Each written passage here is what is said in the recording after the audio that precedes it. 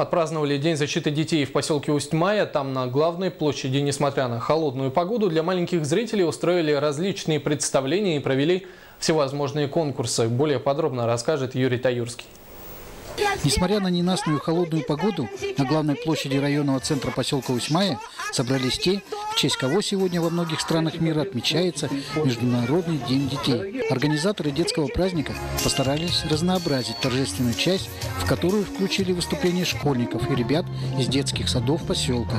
Были представлены в городе мастеров и поделки воспитанников Центра социальной помощи семье и детям «Рассвет», детской школы искусств и детских садов поселка Усть-Мая.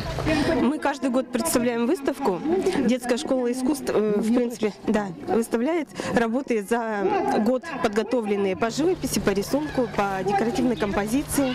Центр социальной помощи семье и детям представили оригинальные картины, сделанные детьми из песка. Скажите, а чем вы занимаетесь? Мы занимаемся игрушками, делаем игрушки из песка и капрона. А ребятишки этим, делают? Делают ребятишки.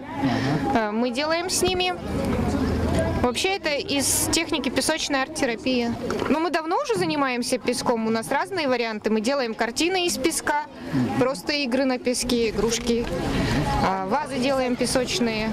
Вариантов много, песок материал очень гибкий, с ним работать хорошо и удобно. Детское творчество, представленное на празднике, привлекло внимание и детей, и взрослых. Им была предоставлена возможность попробовать себя и изготовить поделки своими руками. Юрий Владимир Таюрский, Тимур Канаев, НВК Саха, Усть-Майский улус.